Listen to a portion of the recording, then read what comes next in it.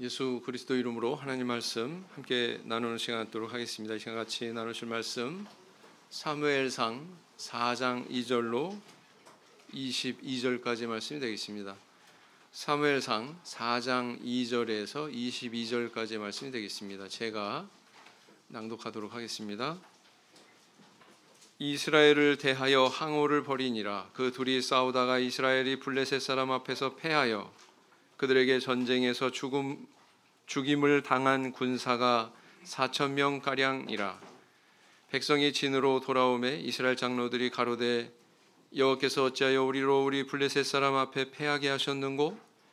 여호와의 언약궤를 실로에서 우리에게로 가져다가 우리 중에 있게 하여 그것으로 우리를 우리 원수들의 손에서 구원하게 하자 하니, 이에 백성이 실로에 보내어 그룹 사이에 계신 만군의 여호와의 언약궤를 거기서 가져왔고 엘리의 두 아들 홈니와 비느하스는 하나님의 언약궤와 함께 거기 있었더라.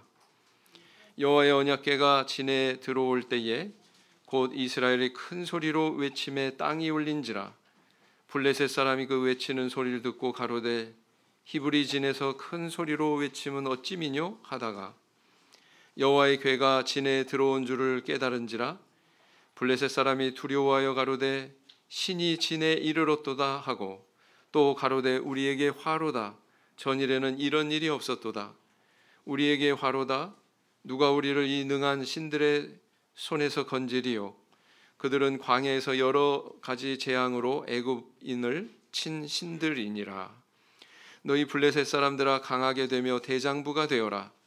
너희가 히브리 사람의 종이 되기를 그들이 너희의 종이 되었던 것 같이 말고 대장부같이 되어 싸우라 하고, 블레셋 사람이 쳤더니 이스라엘이 패하여 각기 장막으로 도망하였고 사륙이 심히 커서 이스라엘 보병에 엎드러진 자가 3만이었으며 하나님의 궤는 빼앗겼고 엘리의 두 아들 홈니와 비느하스는 죽임을 당하였더라. 당일에 어떤 베냐민 사람이 진에서 달려나와 그 옷을 찢고 그 머리에 티끌을 무릅쓰고 실로에 이르니라. 그가 이를 때 엘리가 길 곁 자기 의자에 앉아 기다리며 그 마음이 여호와의 궤로 인하여 떨릴 즈음이라.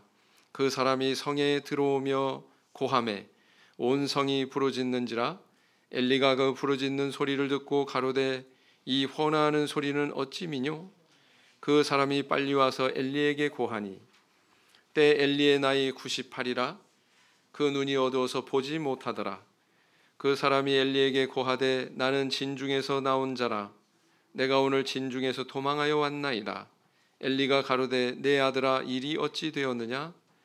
소식을 전하는 자가 대답하여 가로되 이스라엘이 블레셋 사람 앞에서 도망하였고 백성 중에는 큰 살육이 있었고 당신의 두 아들 홈니와 비느하스도 죽임을 당하였고 하나님의 궤는 빼앗겼나이다. 하나님의 궤를 말할 때에 엘리가 자기 의자에서 자빠져 문 곁에서 목이 부러져 죽었으니 나이 많고 비둔한 연고라. 그가 이스라엘 사사가 된 지 40년이었더라. 그의 며느리 비느하스의 아내가 잉태하여 산기가 가까웠더니 하나님의 궤에 빼앗긴 것과 그 시부와 남편의 죽은 소문을 듣고 갑자기 아파서 몸을 굽으려 해산하고 죽어갈 때에 곁에 섰던 여인들이 그에게 이르되 두려워 말라. 내가 아들을 낳았다 하되 그가 대답지도 아니하며 관념치도 아니하고 이르기를 영광이 이스라엘에게서 떠났다 하고 아이 이름을 이가봇이라 하였으니 하나님의 궤가 빼앗겼고 그 시부와 남편이 죽었음을 인함이며 또 이르기를 하나님의 궤를 빼앗겼으므로 영광이 이스라엘에서 떠났다 하였더라. 추억의 그 미국 영화가 있습니다. 바람과 함께 사라지다. 아마 연배가 저 이상인 분들은 익히 들어보신 적이 있을 것입니다. 그 영화의 주연은 클라크 케이블이라고 하는 남자 배우인데 이 영화 한 편으로 일약 100만장자가 됐습니다. 남들이 볼 때 충분한 그런 돈을 벌었음에도 불구하고 그는 그 이후에도 더 많은 돈을 벌기 위해서 여러 영화를 찍느라고 동분서주했습니다. 하루는 모 신문 기자가 마이크를 들이대고 그에게 이렇게 인터뷰 질문을 했어요. 당신은 이미 충분한 돈을 벌지 않았습니까? 그런데 무엇 때문에 그렇게 바쁘게 사십니까? 그랬더니 이 사람이 대답하기를, 제 아내가 지금 임신 중인데요, 앞으로 태어날 이 아이와 행복하게 살려면 많은 돈이 필요합니다. 이렇게 대답을 했다고 합니다. 그런데 이게 웬일입니까? 안타깝게도 아내가 출산하기 전에 그가 심장마비로 죽었습니다. 그 사실은 모르셨죠? 아기와 행복하게 살기는커녕 아기 얼굴도 보지 못하고 죽어버렸더라라는 것입니다. 저는 목회를 하다 보니까 장례식에 갈 일이 참 많거든요.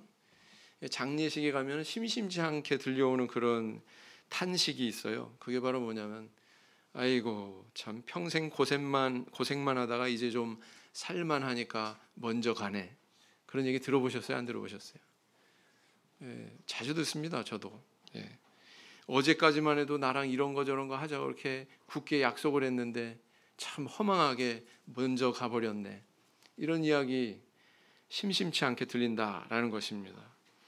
많은 사람들 입에서 이구동성으로 이런 동일한 말이 나온다는 의미는 뭘 우리에게 안겨줄까요? 어떤 사실을 알려주고 있습니까? 그것은 바로 보편적인 많은 사람들이 죽음은 남의 일로 안다는 거예요. 전혀 나와는 거리가 멀다 이렇게 생각하면서 살아가기 때문에 이런 탄식이 나오는 거 아니겠습니까? 그러나 우리가 하나님을 믿는 신앙인이라면 성경이 가르치는 만큼 우리가 죽음에 대해서 알아야 되고, 성경이 가르치는 만큼 우리가 죽음에 대해서 준비할 줄 알아야 된다는 것입니다. 그래야 우리가 이 현재의 삶도 낭비하지 않으면서 열심히 살 수 있는 거고요. 그렇게 해야만 우리가 혹시라도 불행한 일을 당할지언정 우리가 하나님을 떠나거나 낙담하거나 너무 깊은 슬픔에 빠지지 않을 수 있기 때문입니다. 그래서 우리가 이 죽음에 대해서 성경의 교훈에 귀를 기울여야 되는 이유가 바로 여기 있다라는 거죠. 시편 90편 10절 말씀을 보시겠습니다. 시편 90편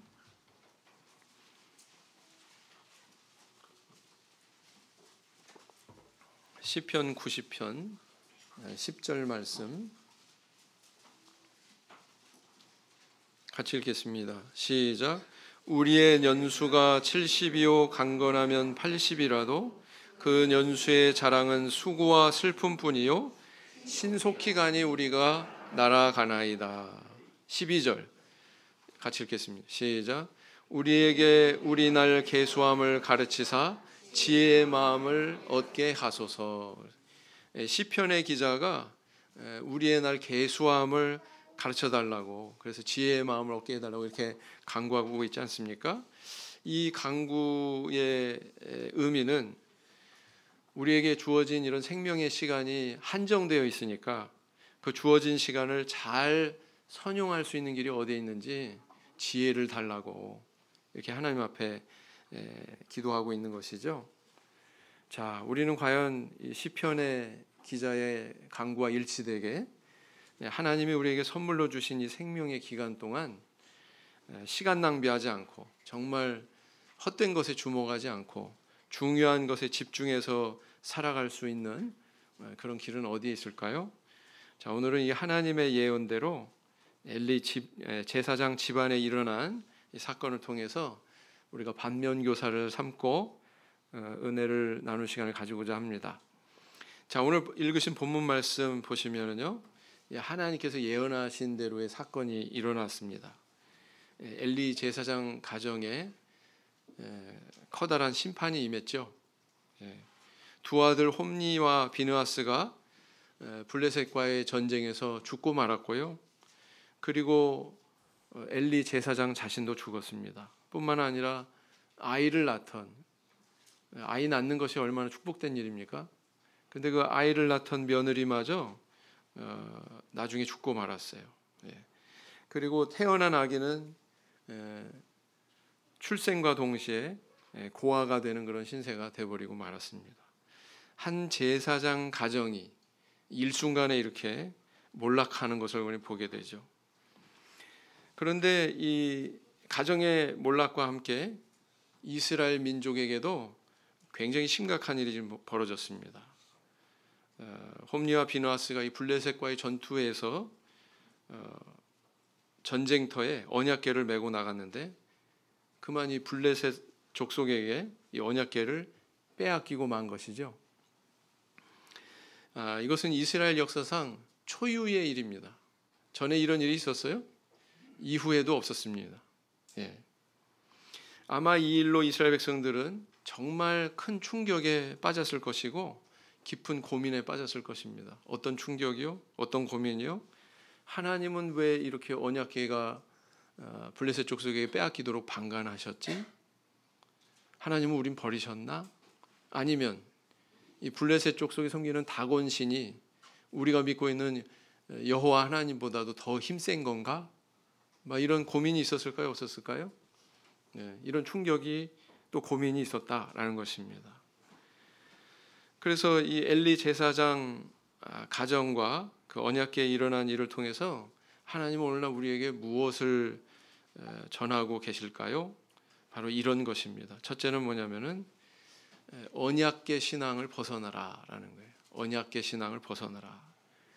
사무엘상 4장 5절을 다시 보시면은 여호와의 언약궤가 진에 들어올 때 온 이스라엘이 큰 소리로 외치매 땅이 울린지라 그랬어요. 이 전쟁하고 있는데 언약궤가 전쟁터에 이렇게 등장하니까 이스라엘 백성들이 어찌나 환호했는지 땅이 울렸다고 이렇게 표현을 하고 있습니다. 이렇게까지 환호한 이유가 어디에 있었습니까? 바로 과거 역사 속에 있었던 승리의 기억 때문이죠. 여호수아 시대 때 이 선민 이스라엘은 요단강을 건널 때 그냥 건넌 게 아닙니다. 뭘 앞세워서 건넜어요? 언약궤를 제사장을 통해서 앞세우고서 그 요단강을 마른 땅처럼 건넜습니다. 뿐만 아니라 또 여리고성을 점령할 때 그들은 그냥 뭐 전투에서 이것을 무너뜨린 게 아니에요. 이 여리고성을 둘레를 행진을 하는데 그때 동원된 게 뭐예요?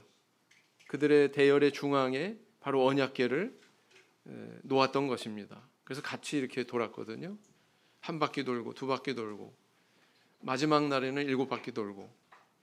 그래서 와락 소리 지르니까 무너지지 않았습니까? 자, 이 역사에 대해서 알아요. 승리가 있었던 그 장소에 언약궤가 있었다는 것을 압니다. 그러니까 이 블레셋과의 지금 이 전쟁에서도 우리는 이 언약궤를 통해서 승리할 수 있을 거야. 이렇게 생각하고서 환호했던 것이죠. 그런데 이게 웬일입니까? 그들의 기대한 바와는 달리 언약궤는 아무런 힘도 발휘하지 않았습니다. 힘을 발휘하기는커녕 전쟁은 무참히 패배했고요. 더욱 충격적인 상황은 하나님의 임재의 상징인 언약궤가 블레셋 사람들의 손에 넘어갔던 것입니다. 얼마나 충격이 컸을까요? 이스라엘 백성들에게 이거는 생각하고 싶지 않은 그런 현상이었을 거예요. 우리는 여기서 이런 의문을 가져봐야 됩니다. 여호수아 시대 때에는 분명히 언약궤를 통해서 승리했는데 왜 지금은 이스라엘 백성들이 이렇게 패배했지? 이유가 뭐지? 여기에 대해서 분명히 알아야 됩니다. 왜요? 내가 같은 상황에 있을 수 있으니까.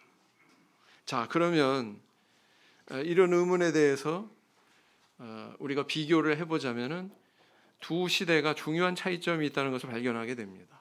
여호수아 시대 때와는 이 사사 시대, 지금 이 시대와는 다른 차이점이 어디에 있었을까요? 그 첫째는 뭐냐면은 하나님의 명령이 있었느냐 없었느냐, 바로 이겁니다. 여러분, 언약궤를 동원해서 요단강 건널 때, 언약궤를 동원해서 여리고성을 무너뜨릴 때 그 언약궤에 대한 하나님의 명령이 있었어요, 없었어요? 있었습니다. 언약궤를 지고서 앞서라, 뭐 언약궤를 대열의 중앙에 둬라, 분명히 명령이 있었습니다. 그런데 또 하나의 또 차이점을 우리가 발견하게 되죠. 그건 바로 뭐냐면은 이스라엘 백성들이 여호와 신앙만으로 똘똘 뭉쳐서 하나가 됐느냐, 아니면은 우상도 숭배하고 여호와도 섬기는 신용하고 양다리 걸쳤느냐? 여호수아 시대 때는 정말 똘똘 뭉쳐서 하나가 됐는데 이 사사 시대에는 어땠어요? 그러지 않았다는 겁니다. 이 두 가지 차이점이 있었어요. 그래서 겉으로 볼 때 언약궤를 짊어지고 나간 것은 동일했지만 두 가지 면에서 이런 차이점이 있었기 때문에 이스라엘 백성들은 전쟁에서 패배한 겁니다. 이것이 바로 중요한 승패의 요인이 되거든요. 창세기에 보면은 가인과 아벨의 제사 드리는 장면이 나옵니다. 하나님께서 가인의 제사는 거절하시고 아벨의 제사는 연락하셨죠? 왜 그랬을까요? 하나님은 육식을 좋아하신다. 그거예요? 곡물 별로 안 좋아하신다. 그거예요? 그거 아닙니다. 이후의 구절을 보면 하나님께서 가인의 평상시의 행동 거지를 책망하는 장면이 나옵니다. 네? 다시 말하면 하나님 앞에 제사 드리는 가인의 평상시 신앙의 태도가 그 제사를 드리는 모습과 불일치했다는 거예요. 반면에 아벨은 하나님께 드리는 그 제사의 행위와 평상시의 삶의 모습이 일치했다는 거예요. 그래서 연락하신 거거든요. 똑같은 겁니다. 이것도요. 나중에 블레셋과 전쟁하는 일은 이렇게 엘리 제사장 시대에도 있었지만 사무엘 선지자 시대에도 또 경험을 하게 됩니다. 나중 얘기죠. 한 7장에서 이 장면이 나오거든요. 근데 이 전쟁 직전에 사무엘이 이스라엘 백성들에게 이렇게 말합니다. 7장을 보시겠습니다. 7장 3절을 보시겠습니다.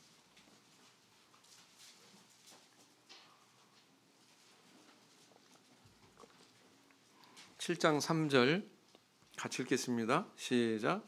사무엘이 이스라엘 온 족속에게 일러 가로되 너희가 전심으로 여호와께 돌아오려거든 이방 신들과 아스다롯을 너희 중에서 제하고 너희 마음을 여호와께로 향하여 그만 섬기라.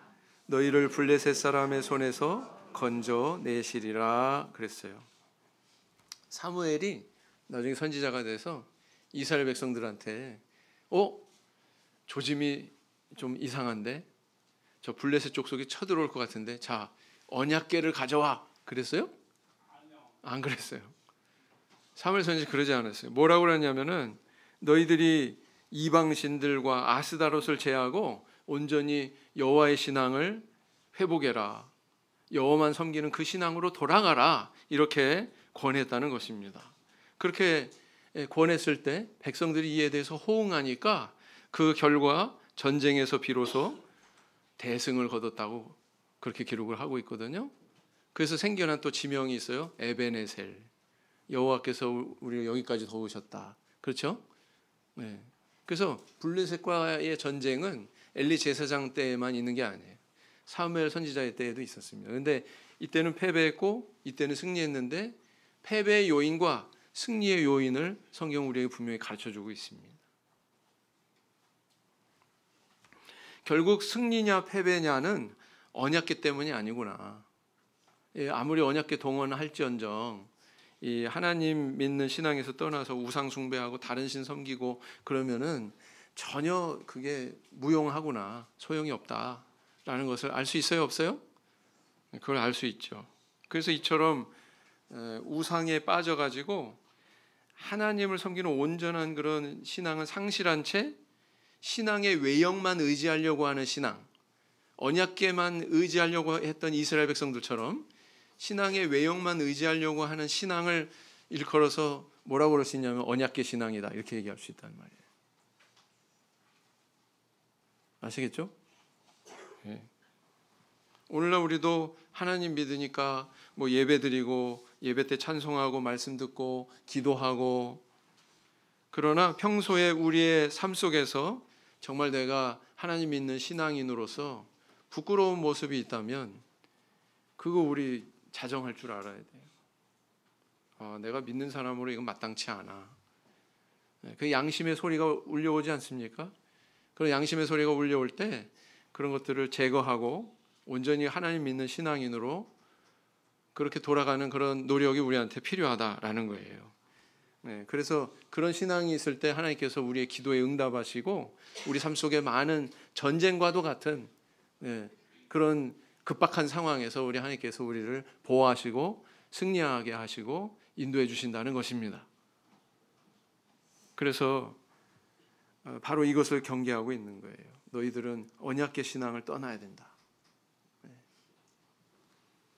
항상 우리 안에는 두 가지가 있습니다. 두 가지가 나뉘어요. 근데요, 하나를 선택하면 다른 하나는 등져야 되는 게 우리의 현실입니다. 그걸 알아야 됩니다.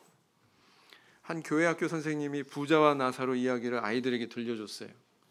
얘들아, 부자는 이 세상에서 대열과 같은 집에 살면서 그렇게 맛있는 음식 먹고 호의호식하면서 그렇게 살았지만 결국은 죽어가지고 끔찍한 지옥에 갔고, 거지 나사로는 비록 이 세상에서 구걸하면서 이렇게 불우하게 살았지만 죽어가지고 저 세상에서는 아브라함 품에 안겨서 행복하게 살았대. 너희들은 어떤 삶을 살길 원하니? 요즘 아이들이 참 영악하죠? 뭐라고 대답할게요? 네? 한 아이가 손을 번쩍 들더니 이 세상에서는요 부자로 살고 싶고요, 저 세상에 가서는 나사로로 살고 싶어요.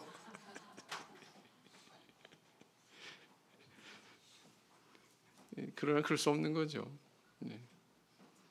하나를 선택하면 다른 하나를 버릴 수밖에 없는 그런 현실을 우리는 알아야 된단 말이죠. 두 마음을 품는 것이 아니라 정말 언약궤 신앙을 멀리하고 하나님만 섬기는 저와 우리 성도님들 되기를 원합니다. 야고보서 4장 8절 말씀 보시겠습니다.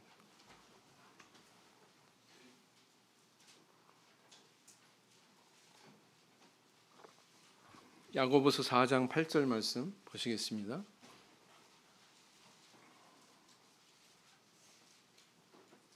같이 읽겠습니다. 시작. 하나님을 가까이 하라. 그리하면 너희를 가까이 하시리라. 죄인들아 손을 깨끗이 하라. 두 마음을 품은 자들아 마음을 성결케 하라. 그 다음에 이제 두 번째 교훈은 뭐예요? 우상 숭배하게 되면 하나님이 떠나신다라는 것을 우리에게 분명히 보여주고 있습니다. 우상 숭배하면 하나님이 떠나십니다. 다시 본문 말씀으로 돌아가셔서 사무엘상 4장 17절 18절을 보시면, 소식을 전하는 자가 대답하여 가로되 이스라엘이 블레셋 사람 앞에서 도망하였고 백성 중에는 큰 살육이 있었고 당신의 두 아들 홈리와 비누아스도 죽임을 당하였고 하나님의 궤는 빼앗겼나이다. 하나님의 궤를 말할 때에, 여기까지 한번 보겠습니다. 하나님의 궤를 말할 때에.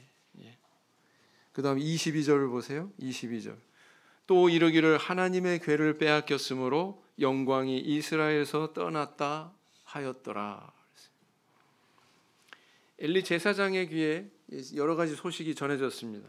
그 소식 가운데 하나는 뭐냐면은 이스라엘이 전쟁에서 패했다는 거, 많은 사람들이 죽었다는 거, 뿐만 아니라 또 두 아들, 자기의 아들 누구요? 홈리와 비느하스도 죽었다는 것, 그리고 언약궤가 적국에 빼앗겼다고 하는 것, 이 뉴스가 엘리 제사장의 귓전에 들려왔습니다. 자, 그런데 다른 소식이 전해질 때는 꿈쩍도 안 하고 있다가 18절 초입에 뭐라고 기록하고 있어요? 하나님의 궤를 말할 때에. 어떤 일이 일어났습니까?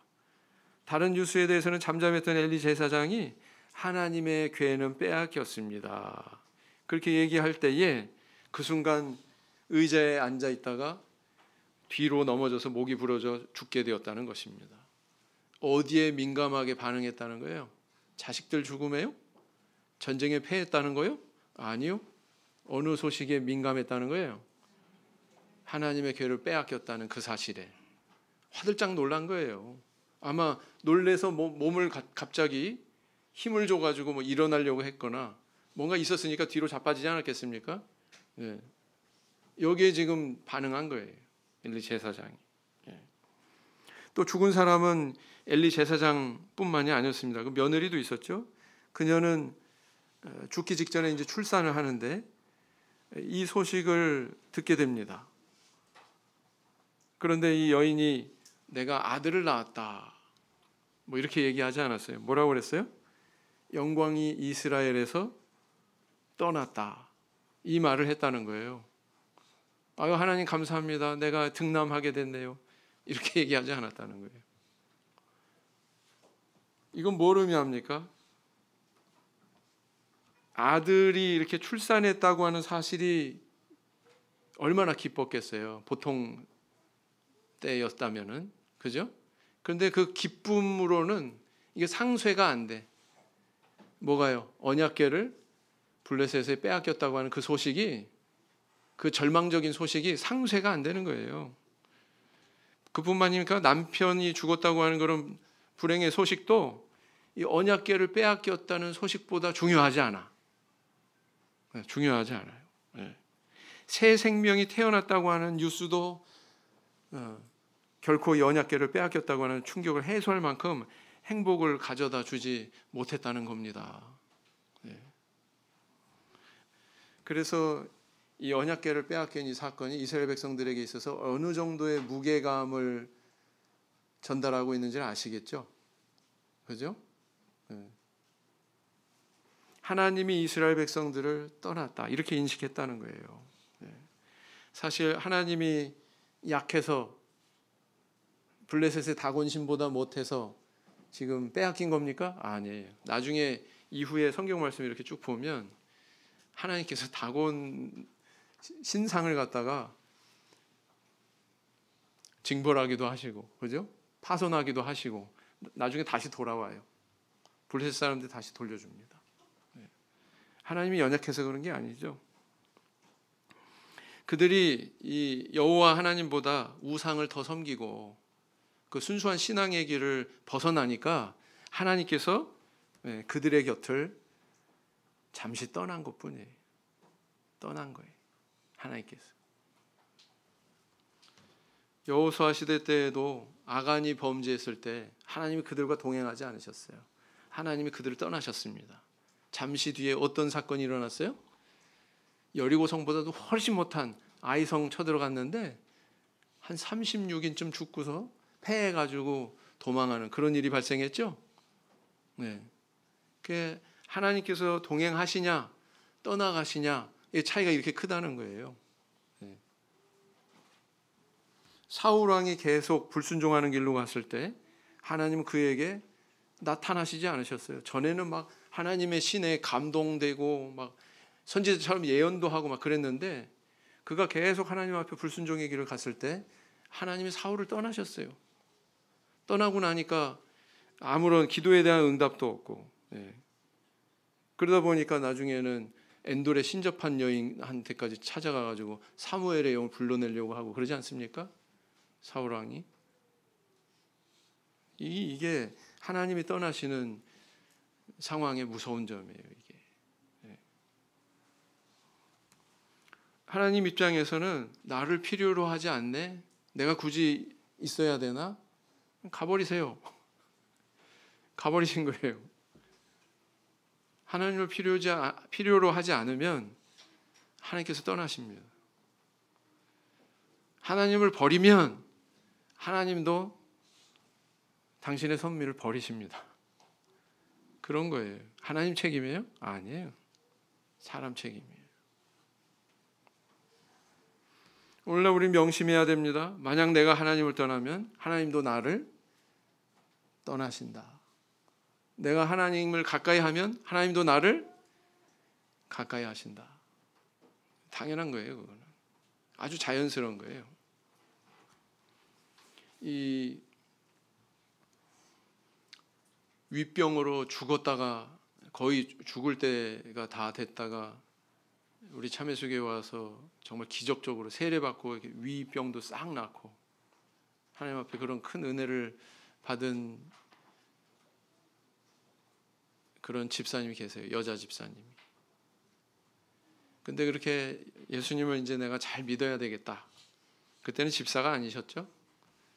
잘 믿어야 되겠다 결심을 하고서 이제 열심히 신앙생활을 하는데 핍박이 시작이 된 거예요. 남편한테. 남편이 뭐 집안에 제사도 섬겨야 되고, 그죠? 때로는 뭐 고사도 지내야 되고. 근데 아내가 이렇게 예수 믿기 시작했으니 이제 뭐 할 거 아무것도 없겠다. 아무것도 효험이 없어지겠다. 이 생각을 한 거예요.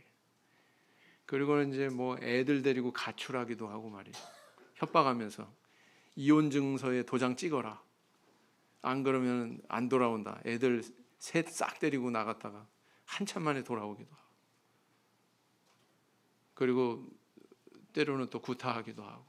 한 번은 옆에 이제 물통이 있는데 물통 옆에서 이렇게 빨래를 하고 계셨는지 뭐 설거지를 하고 계셨는지 일을 하고 계셨는데 뭐가 와장창 깨지는 소리가 나더래요. 그래서 이렇게 보니까 물통이 깨졌어요. 이 남편도 참 독하지. 어떤 생각을 했냐면 나중에 가서 아내도 죽이고 애들도 다 죽이고 나도 자살해야 되겠다 생각을 한 거예요. 그리고는 아내를 향해서 이렇게 곡괭이 같은 거 있잖아요. 그거를 죽이겠다고 내려친 거예요. 내려쳤는데 아내한테 가서 맞은 게 아니라 옆에 있던 물통이 맞아가지고 와장창 다 깨져버린 겁니다. 그 일이 있은 이후에 이 남편이 이상하다. 왜 이런 일이 일어나지? 나는 분명히 정확하게 내려쳤는데 하나님께서 지켜주신 거예요. 맞죠? 만약에 그분이 거기서 죽었으면 우리 교회 목자님 한 분은 없습니다. 하나님이 그렇게 지켜주신 거예요. 집안 어른들이 너 어쩌려고 계속 예수 믿냐? 너 이혼할 판이냐? 저는요. 저 이렇게 살려주신 하나님 은혜 저버릴 수가 없습니다. 그래서 나는 꼭 이 신앙의 길을 가야겠습니다. 아이고야 이제 큰일 났구나. 넌 큰일 났다. 그러고 나서 일어난 일이에요 이게. 근데 오늘날까지 안 죽으셨어요? 네, 지금도 잘 팔팔하게 살아 계십니다. 네, 그리고 그분의 아들 중에 한 사람은 지금 목회를 하고 계십니다. 우리 하나님 은혜 대단하시죠? 하나님은 가까이 하셔야 돼요. 하나님이 지켜주십니다. 네. 이사야 33장 6절 말씀을 보시겠습니다.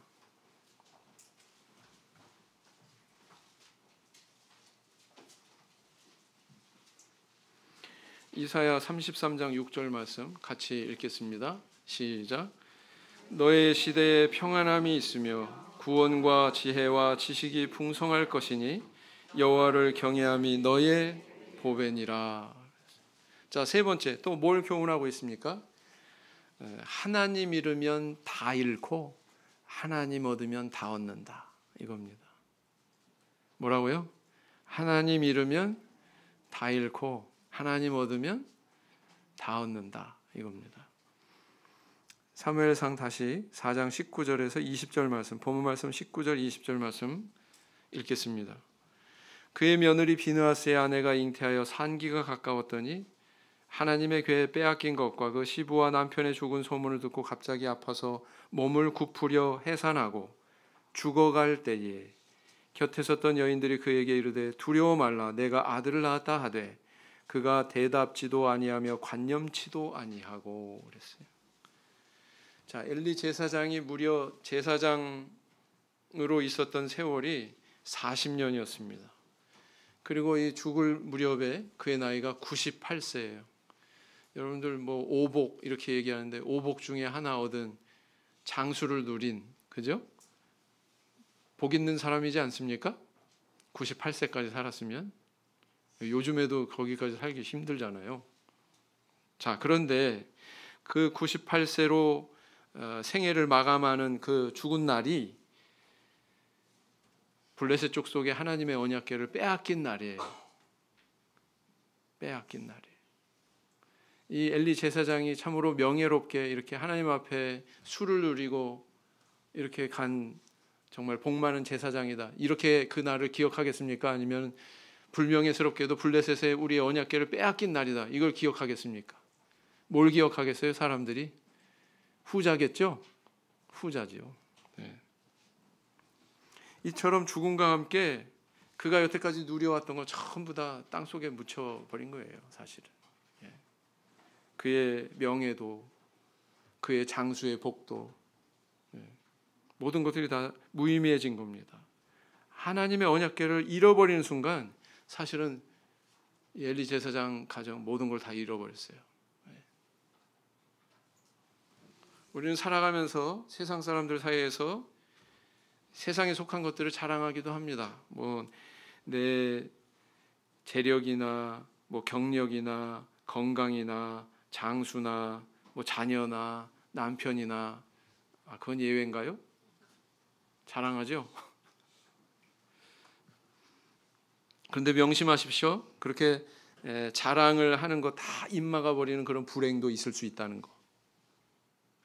그거 명심하셔야 된다라는 겁니다.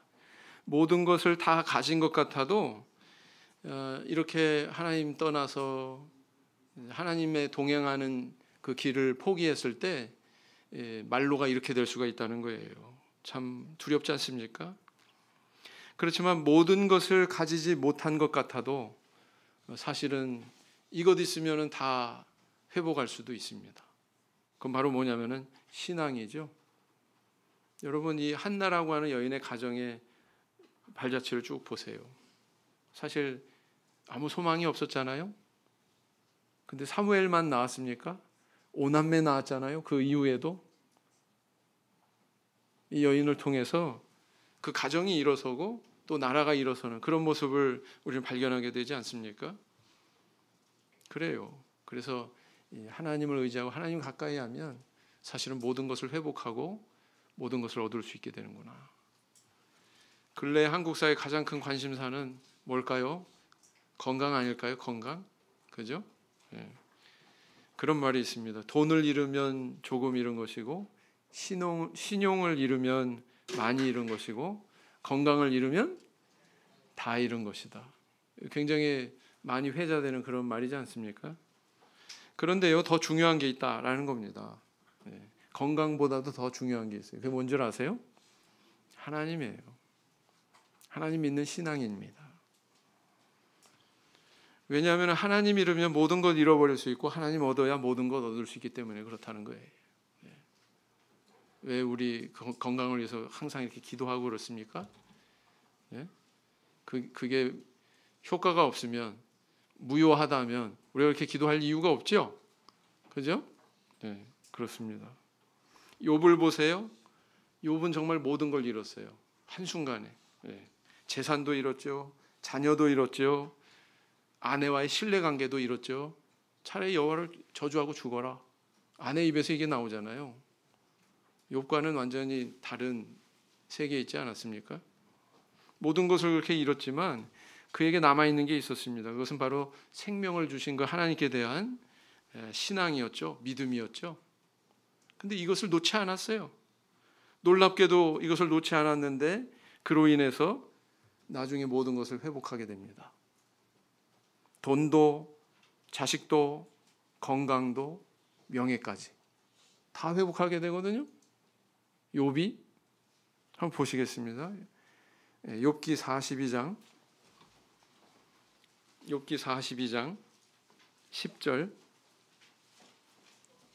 10절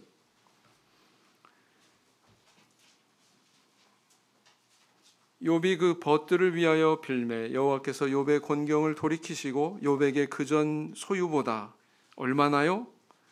갑절이나 주신지라 그랬어요. 12절부터 또 15절까지 같이 읽어보시겠습니다. 시작.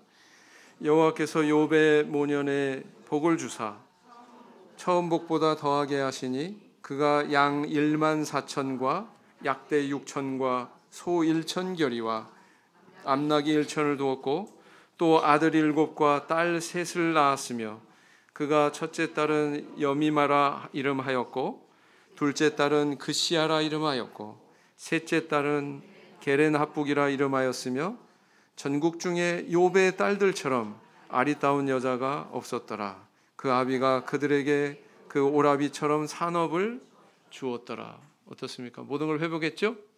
네, 그렇습니다. 이 대전에서 처음 이제 교회가 세워지기 전에 이제 막 태동될 때 그때의 일이거든요.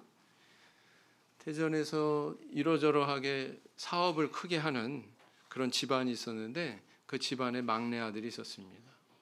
우야한 목장이 김천에서 대전으로 이제 이주해 오셔가지고 시장에서 장사를 하면서 이제 교회 개척을 하고 계실 때였습니다.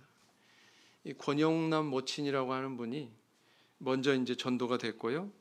이 모친께서 이 청년하고 접촉을 하게 됩니다. 장사를 통해서 이제 서로 접촉을 하게 됐는데 그게 계기가 돼가지고 이제 전도를 하게 된 거죠. 우리 교회 좀 와봐. 저 교회 다니는데요. 그 교회 말고 나도 감리교회 속장이었는데 내가 지금 다니는 교회는 좀 달라. 내가 여태까지 헛믿어 왔다는 것을 비로소 이 교회 만나고 알았어. 그리고 이제 참예수 교회로 인도를 했단 말이에요. 근데 얼마나 기가 막힙니까? 회당이 있어요, 없어요? 그냥 학고방에서 몇 사람 모여가지고 기도하는 정도인데 그렇게 전도를 했단 말이에요. 그때 나이가 19세였답니다. 19세. 집안이 다 이 사업에 매달려가지고 막내인 이 청년도 하루 5시간밖에는 자지 못하고 집안일을 돕느라 여념이 없었습니다. 그러니까 공부하는 이게 가능하겠어요? 예배 제 시간에 드리는 것도 참 힘든 일이었단 말이에요. 그렇게 여념이 없었지만 틈틈이 이제 성경 공부를 하면서 새벽 막 1시 막 2시 막 이럴 때 그 새벽에 그렇게 성경 공부를 하면서 이분이 점점 세례에 대한 확신을 가지게 됐어요. 세례 받아야 되는구나. 그리고 세례를 통해서 하나님께서 이렇게 은혜를 주시는 거구나. 그렇게 깨닫고서는 저 세례 받겠습니다. 시간이 없잖아요. 이렇게 바쁜데 하루 5시간 자면서 장사에 온전히 매달리는 청년인데 그래서 언제 세례를 줬느냐? 새벽 5시에. 그 대전에 가면 대전천 있잖아요. 거기 이제 물 흐르는데 거기서 이제 세례를 받았다는 겁니다. 그 건너편에 교회가 있고 학고방 교회가 있고 이쪽은 본인 집이고 그랬다고 그래요. 근데 이게 웬일입니까? 세례를 받고 물에서 올라오는데 성령을 받았어요. 그 현장에서. 너무 놀랍지 않습니까? 그 이후로는 이분이 너무 기뻐가지고 내가 진짜 성령 받았는데 정말 방언으로 기도할 수 있나? 막 저기 다락방에 올라가가지고 막 기도하면 되네? 너무나도 좋더라는 거예요. 너무나도 좋고 막 신이 나고 그래서 그런 감격으로 열심히 이제 이 집회에 참여한 겁니다. 그 학고방 집회소에. 근데 이때부터 뭐가 시작이 됐냐면은 형들의 핍박이 시작이 됐습니다. 가족의 핍박이. 그래서 방언하는 그 모습을 들켜가지고요. 우리 막내 동생이 이상한 그 종교를 믿고 있다 지금. 이상한 교회 나가기 시작했다. 그러고는 안식일이 돼가지고 이제 예배 가려고 문을 딱 여는데 문이 안 열리는 거예요. 바깥에서 걸어 잠근 거예요. 그래서 이웃집 아주머니 도움을 통해서 탈출해가지고 예배 참석하고 그랬다는 것입니다. 그런데 막 이렇게 심하게 꾸지람하면서 협박하기도 하고 심지어는 구타까지 했다는 거예요. 구타까지. 서울에 있는 둘째 형도 막 내려와가지고 막 꾸지람하면서 막 심하게 구타까지 했다는 겁니다. 내가 도저히 이 상태로는 이 집안에서 신앙생활을 못하겠다 이런 생각이 들더래요. 어느 날 이제 그 이문동이 아니라 어디요? 신길동에 영은회를 참석했는데 막 천국 같더래요. 너무나도 좋더래요. 근데 거기서 이제 우리 교회 형제를 접하게 됩니다. 그 형제가 뭘 했느냐? 풀빵 장사. 그 서로 이제 얘기를 하면서 그 풀빵 장사 뭐 이렇게 하면 돼. 뭐 이런 얘기를 전해 들은 거예요. 그래서 옳지 됐다. 나가서 내가 풀빵 장사만 해도 굶어 죽지는 않겠구나. 그리고는 가출을 결심합니다. 여러분 가출하면 돼요, 안 돼요?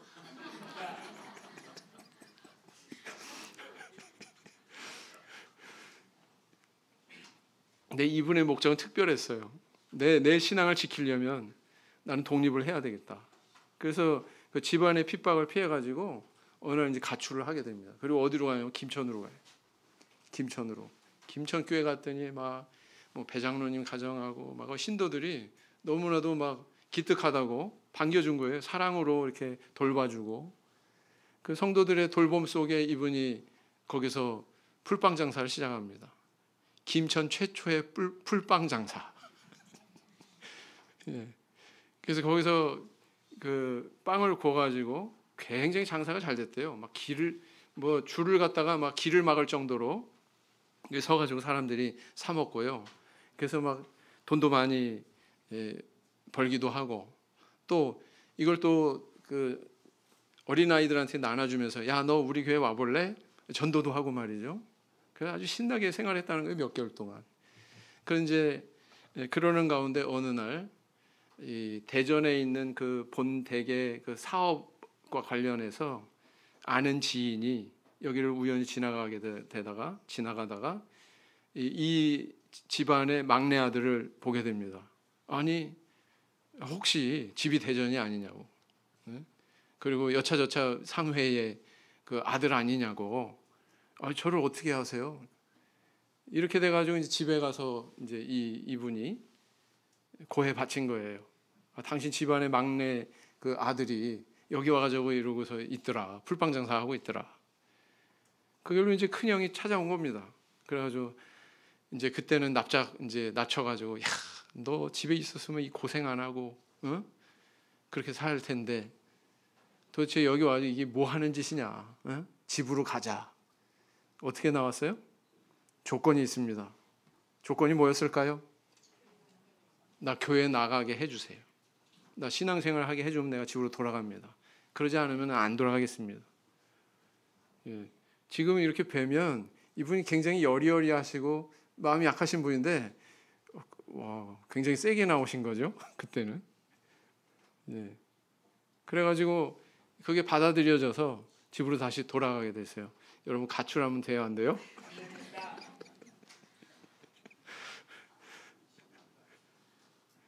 그래서 오늘날까지 이렇게 또 신앙생활 해오고 계시고, 우리 교회에서 또 집사로 이렇게 알립받으셔서 역할하고 계시고, 또 그 아드님이 또 목자님 중에 한 분 아니겠습니까? 네. 그래서 지금 생활하고 있는 거예요. 여러분 어떻습니까? 아무리 좋은 것 얻었어도 하나님 잃으면은요 다 될 수 있어요. 근데 아무리 내가 실패하고 소유한 것이 없다고 할지라도 하나님 있으면 다 얻을 수 있습니다. 믿으십니까?